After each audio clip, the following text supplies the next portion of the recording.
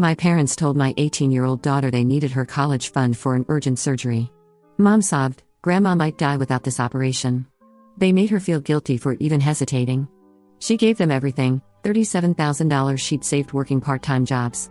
Then they gifted that exact money to my niece for her dream wedding. Mom declared, "She deserves a perfect start." Sister gloated, "Finally someone who appreciates family generosity." I didn't shout or make a scene. 10 days later, a federal agent handed them a letter. They opened it and started screaming.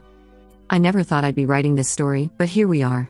My name is Megan, and I'm a 42-year-old single mother who learned the hard way that sometimes the people who are supposed to love you most are the ones who will hurt you deepest. This is the story of how my parents manipulated my teenage daughter out of her college fund and how justice finally caught up with them in the most spectacular way possible. Let me start from the beginning. My daughter Tyler is 18, brilliant, and has been working part-time jobs since she was 14 to save for college. She's the kind of kid who would rather work at the local diner on weekends than ask for handouts. She's saved every penny from babysitting, waitressing, and even doing odd jobs around the neighborhood. By the time she graduated high school this past spring, she had managed to save $27,000 for her education over 4 years of dedicated work. I was so proud of her work ethic and determination. My parents, Gloria and Charles, are what you might call complicated people. They've always had a way of manipulating situations to their advantage, and they've never been shy about playing favorites.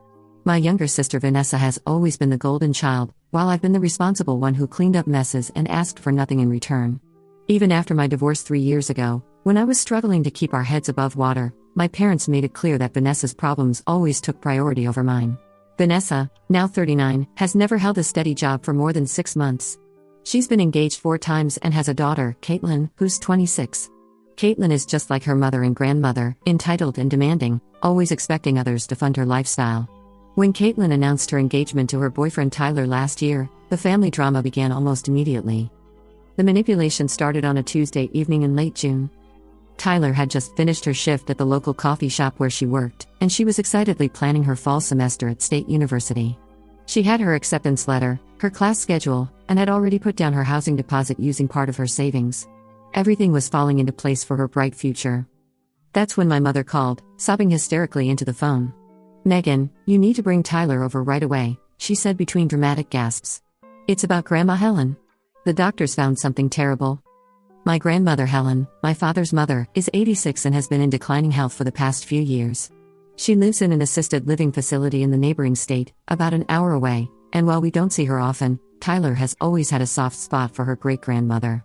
Helen used to slip Tyler $20 bills during visits and always remembered her birthday with handwritten cards.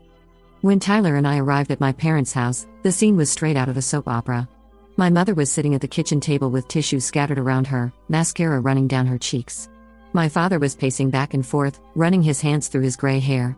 Vanessa was there too, holding Caitlin's hand and looking appropriately somber. "Oh, Tyler, sweetheart," my mother began, reaching out to grab my daughter's hands. "I'm so glad you're here. We need to talk to you about something very important." My father stopped pacing and sat down heavily. "The doctors found a mass in Grandma Helen's abdomen," he said, his voice trembling. "They need to operate immediately, but her insurance won't cover the full cost. We're looking at needing $27,000 for the surgery and recovery." I felt my stomach drop. The exact amount Tyler had saved. What a convenient coincidence. My mother continued the performance, fresh tears streaming down her face. "Tyler, honey, I know this is asking a lot, but we're desperate. Your great-grandmother raised your grandfather, and she's been like a second mother to me. Without this surgery, the doctors say she might only have weeks to live." Tyler's face went pale. She looked at me, then back at her grandparents. "But that's my college money," she said quietly. Vanessa jumped in immediately. "Tyler, I can't believe you're even hesitating. This is your great-grandmother's life we're talking about. College can wait a year or 2, but Grandma Helen can't wait for this surgery." Caitlin nodded vigorously. "It's just money, Tyler. Family is more important than some college fund." The guilt-tripping continued for the next hour. My parents painted increasingly dire pictures of Helen's condition, claiming the doctors had said she was too weak for a delayed surgery. They showed Tyler outdated photos of Helen from family gatherings, reminding her of all the times Helen had been kind to her. "She'd always said you were her favorite great-granddaughter," my mother sobbed. "How can we look her in the eye knowing we could have saved her but chose money over family?" I tried to interject several times, suggesting we look into payment plans or medical loans, but I was quickly shut down. "Megan, this isn't about you, my father said firmly. This is about Tyler making a decision that will define what kind of person she wants to be. The emotional manipulation was relentless. They had Tyler believing that saying no would essentially make her responsible for Helen's death. My 18-year-old daughter, who had worked tirelessly for 3 years to save that money, was being cornered by adults who should have been protecting her, not exploiting her. Finally, with tears in her eyes, Tyler nodded. Okay, she whispered. If it will save great-grandma Helen, I'll give you the money. The relief that washed over my parents' faces was immediate and, in hindsight, telling. They hugged Tyler tightly, praising her for being such a good, selfless person. Vanessa and Caitlin joined the group hug, telling Tyler how proud they were of her sacrifice. We'll pay you back as soon as we can, my father promised, though he was notably vague about when that might be.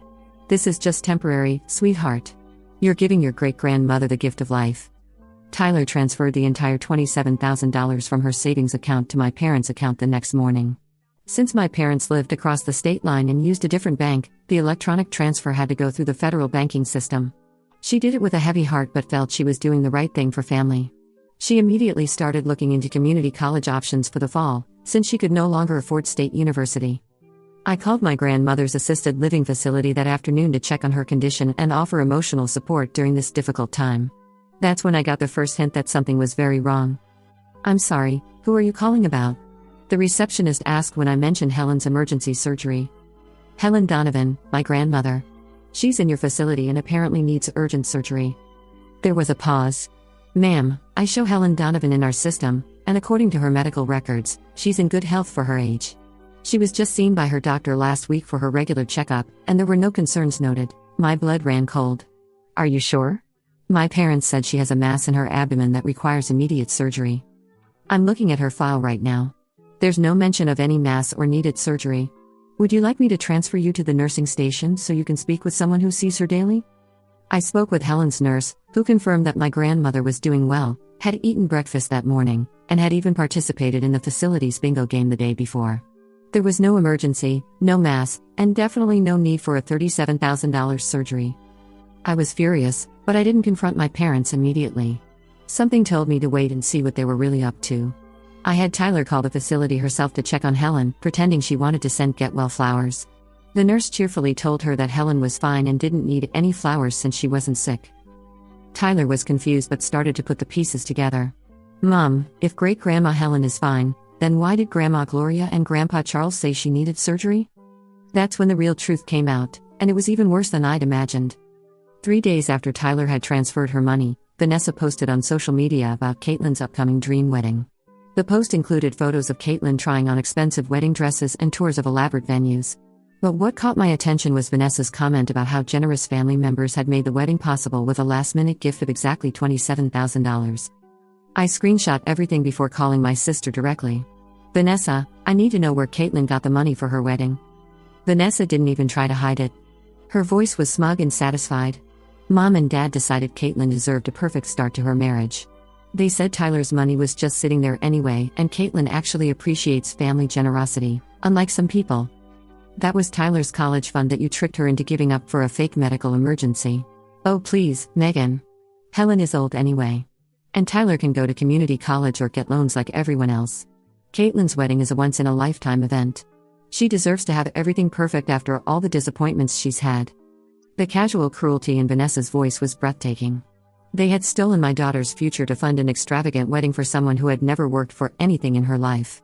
When I confronted my parents, they were equally unrepentant. Tyler will be fine, my mother said dismissively. She's young and smart. She'll figure out college eventually. Caitlin needed that money now for her wedding, and we weren't going to let her down.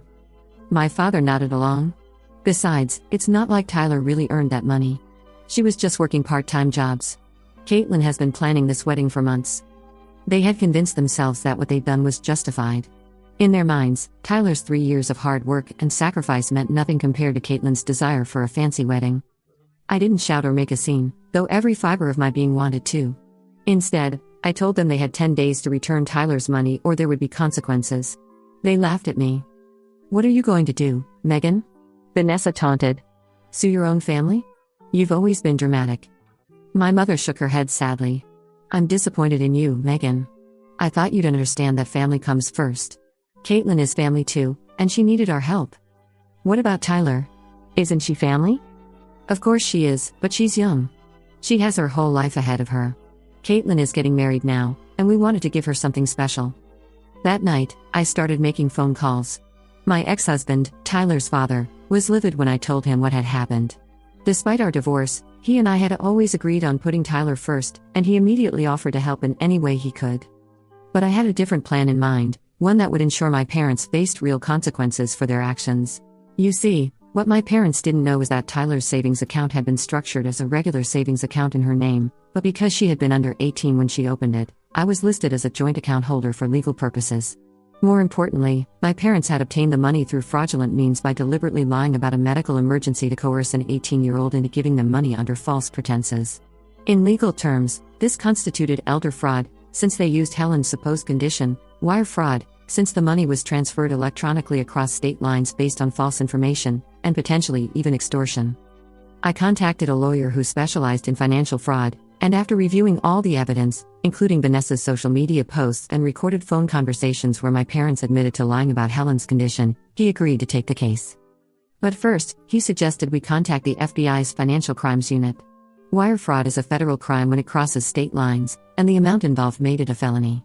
The fact that they had targeted a young person who had specifically saved money for education made it even more serious. I gathered all the evidence: Tyler's original savings account statements, the transfer records, screenshots of Vanessa and Caitlin's social media posts about the wedding funding, recordings of phone calls where my parents admitted Helen wasn't sick, and documentation from Helen's assisted living facility confirming she had no medical emergencies. The FBI agent I spoke with, Agent Collins, was professional but clearly disturbed by the case. Financial abuse of young adults by family members is more common than people think, she told me. The fact that they used a fake medical emergency makes this particularly egregious. 7 days after I'd given my parents their ultimatum, Agent Collins called to let me know they were ready to move forward. The federal prosecutor had reviewed the case and decided to file charges. On day 10, exactly when I'd promised there would be consequences, Agent Collins arrived at my parents' house with a federal warrant and a letter notifying them of the charges being filed against them. I wasn't there to witness it personally, but Vanessa called me within minutes, screaming hysterically into the phone. "Megan, what did you do? The FBI is here. They're arresting Mom and Dad." According to Agent Collins, who called me later that evening, my parents had answered the door expecting maybe a delivery or a neighbor. Instead, they found a federal agent with a warrant for their arrest on charges of wire fraud, elder fraud, and conspiracy to commit fraud. The letter detailed exactly what they were accused of: using false information about a medical emergency to fraudulently obtain $37,000 from a young adult, then using that money for purposes other than what was claimed. The federal government takes wire fraud very seriously, especially when it involves vulnerable populations like young adults or the elderly, since they had falsely claimed Helen needed emergency surgery. My mother apparently started screaming immediately, claiming it was all a misunderstanding. My father tried to argue that it was a family matter and not a federal crime. Neither argument held water when faced with the mountain of evidence I'd provided. Vanessa was arrested as an accessory after the fact, since she had participated in the conspiracy and had received the money knowing it had been obtained fraudulently. Caitlin was questioned but not arrested, since she could claim she didn't know where the wedding money had really come from. When Helen was finally informed about what had been done in her name, she was absolutely horrified.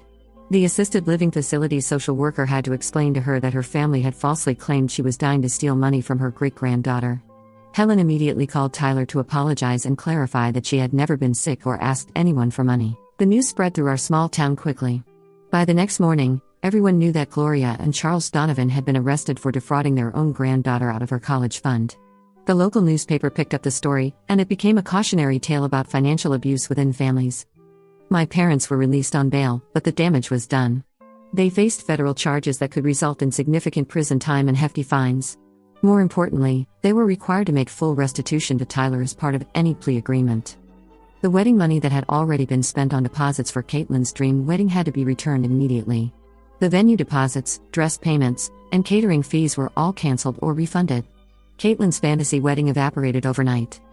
What happened next was both predictable and infuriating. Caitlin had a complete meltdown when she realized her dream wedding was gone. She called Tyler directly, sobbing and begging her cousin to understand that the wedding was more important than college because you can always go to school later, but I can only get married once.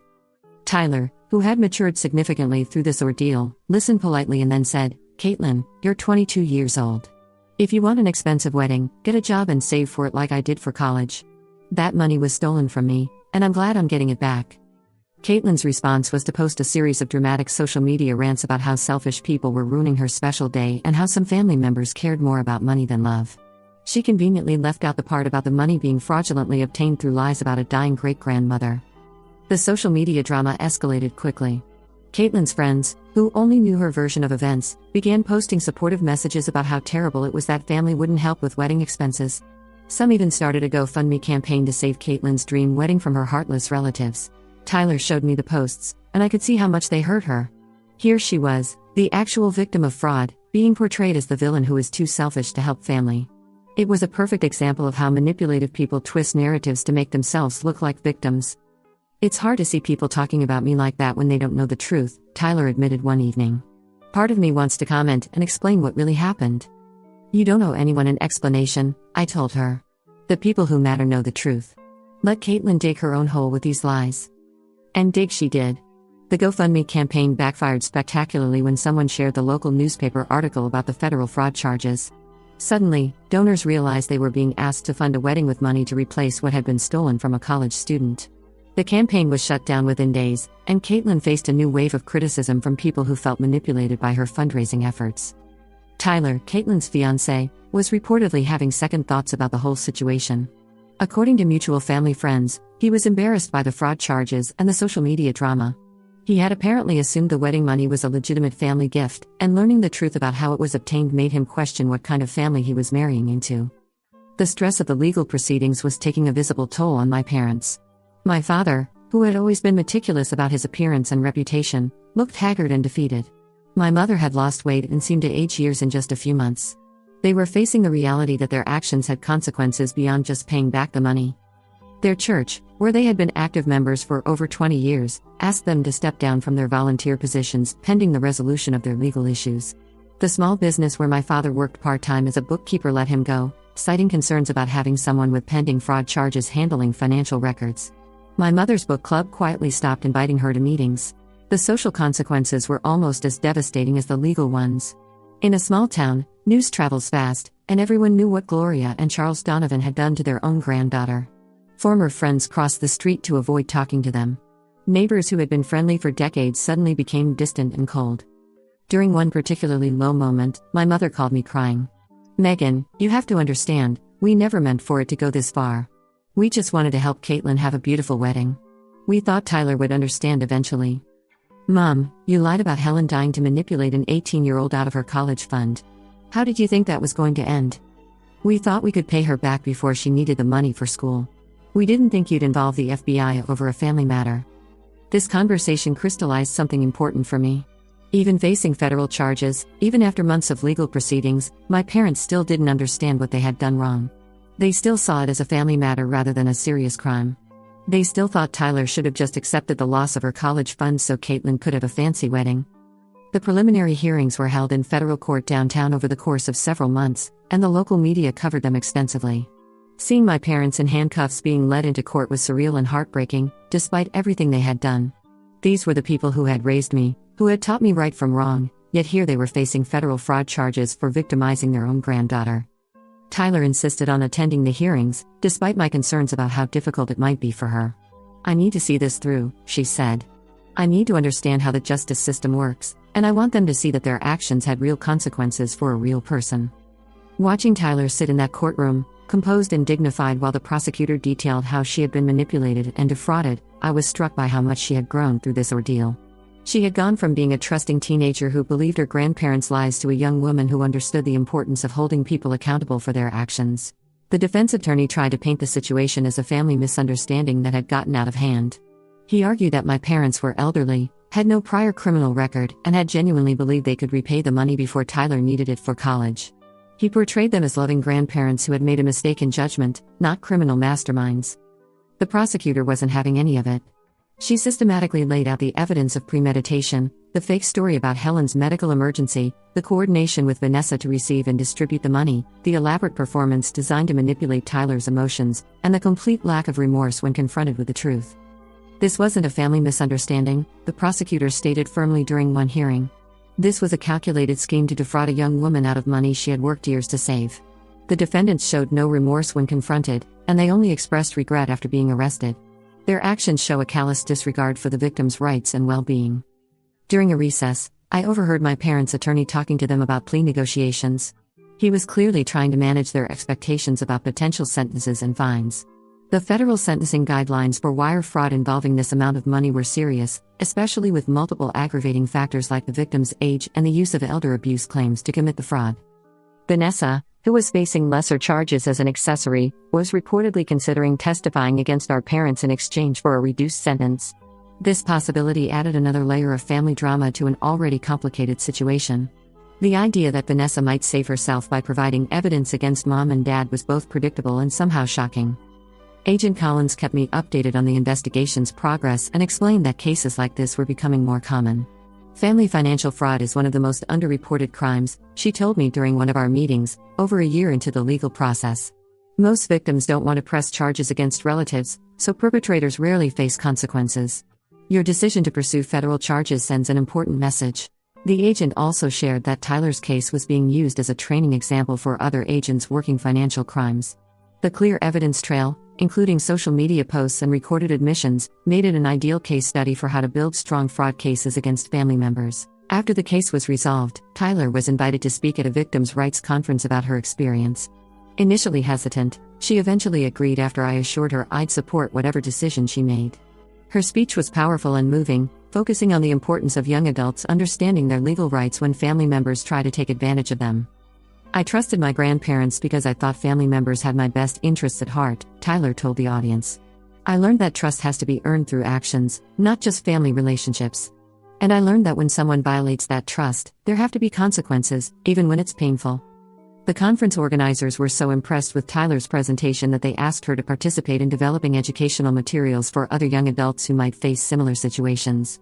Tyler was thrilled to turn her negative experience into something that could help others. Meanwhile, Caitlin's relationship with Tyler was deteriorating rapidly. The stress of the canceled wedding, combined with the embarrassment of the fraud charges and Tyler's growing awareness of Caitlin's entitled attitude, was taking its toll. Friends of the family reported increasingly frequent arguments and Tyler's obvious discomfort with the ongoing drama.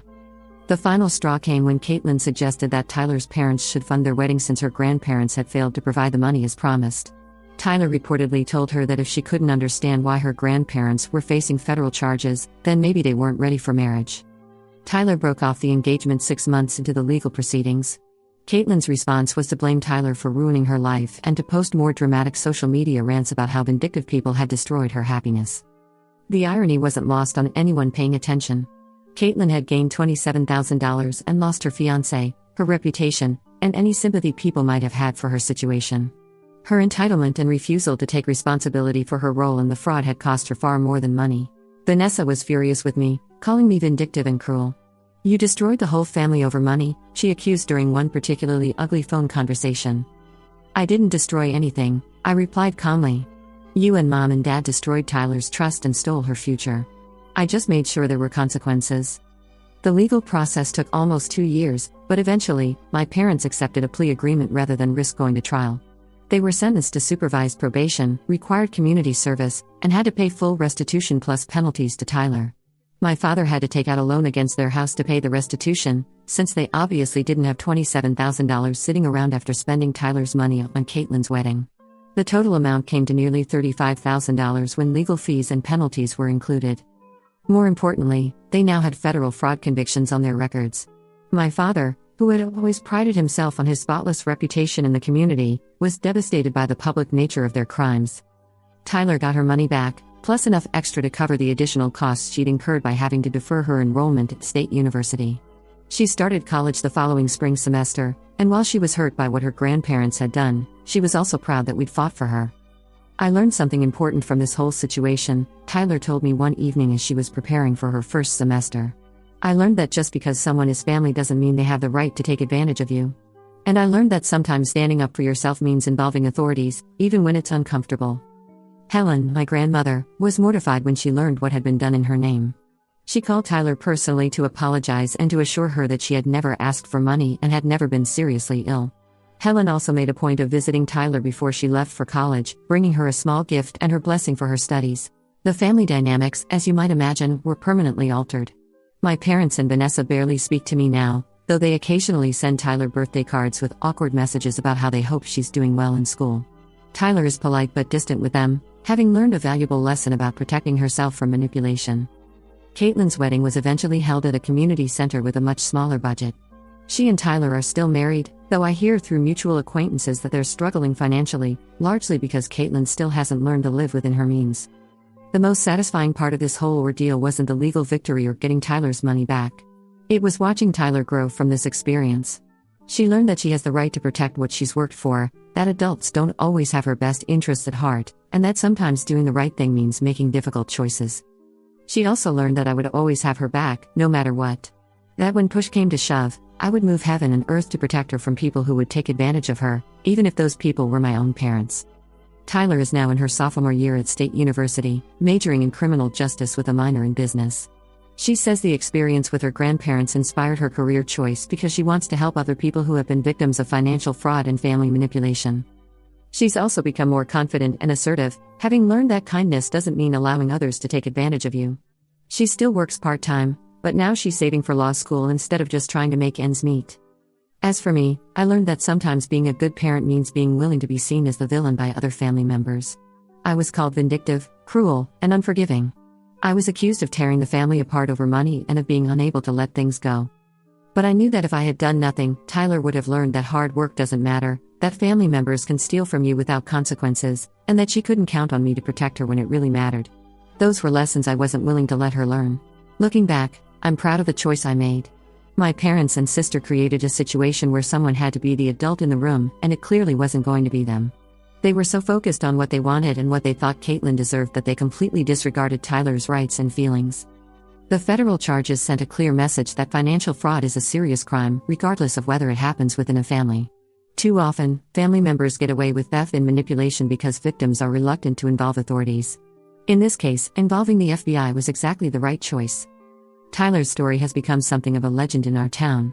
Teachers at the high school use it as an example when they talk to students about protecting their savings and being aware of financial manipulation. Tyler has even spoken to a few classes about her experience, helping other young people understand their rights and the importance of having trusted adults who will advocate for them. The most unexpected outcome has been the number of people who have reached out to share similar stories. Apparently, financial abuse by family members is far more common than I realized. Parents, grandparents, and siblings who manipulate or steal from younger family members often face no consequences because victims don't know they have legal options. Tyler and I have become advocates for young adults who find themselves in similar situations. We've worked with local attorneys and law enforcement to create educational materials about financial fraud within families. Tyler says it feels good to turn her negative experience into something that can help others. My relationship with my parents will never be the same, and I'm okay with that.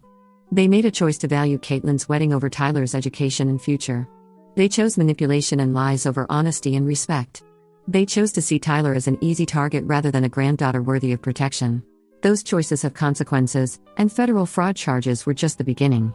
The real consequence is that they lost the trust and respect of their granddaughter, and they damaged their relationship with me beyond repair. Tyler occasionally asks if I think my parents have learned anything from this experience. Honestly, I don't think they have. I think they still see themselves as victims of my vindictiveness rather than perpetrators of fraud against their own granddaughter. But that's their choice to make. My choice was to protect Tyler and to show her that actions have consequences, even when those actions are taken by people who are supposed to love you. Vanessa still posts occasionally on social media about family loyalty and forgiveness, usually around holidays when family tensions tend to surface. She shares memes about how real family sticks together through anything and how grudges destroy relationships.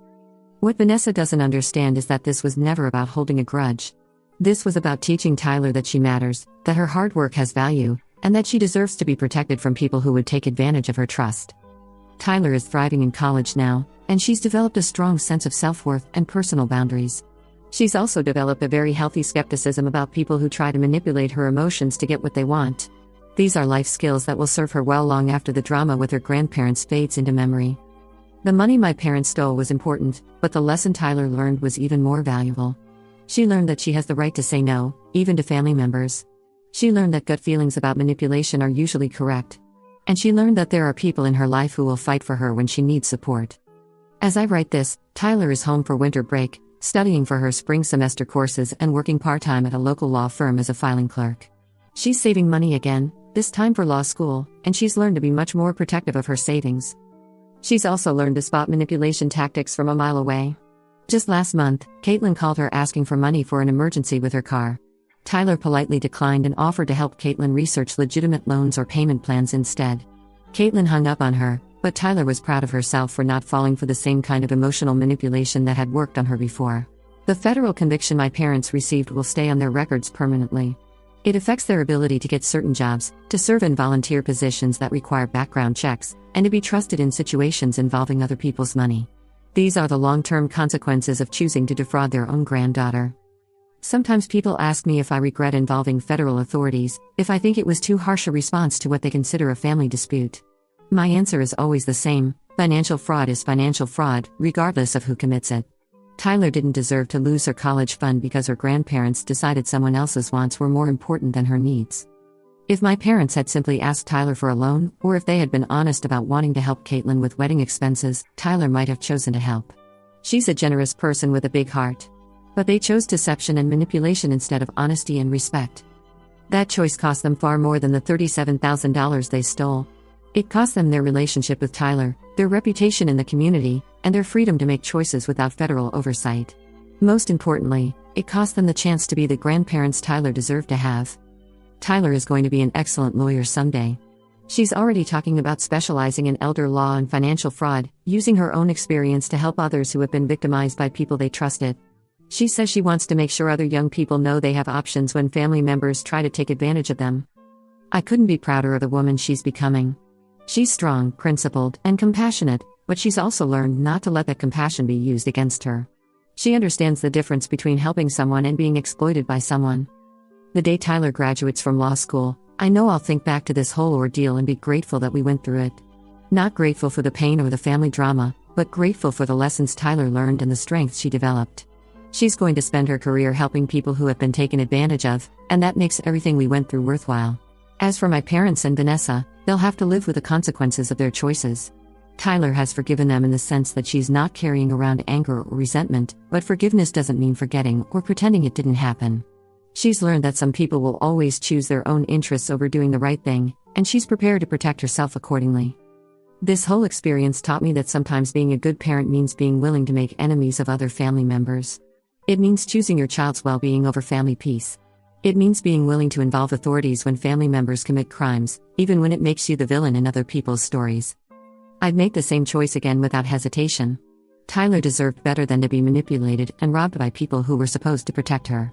She deserved to have at least one adult in her life who would fight for her, even when that fight got messy and uncomfortable.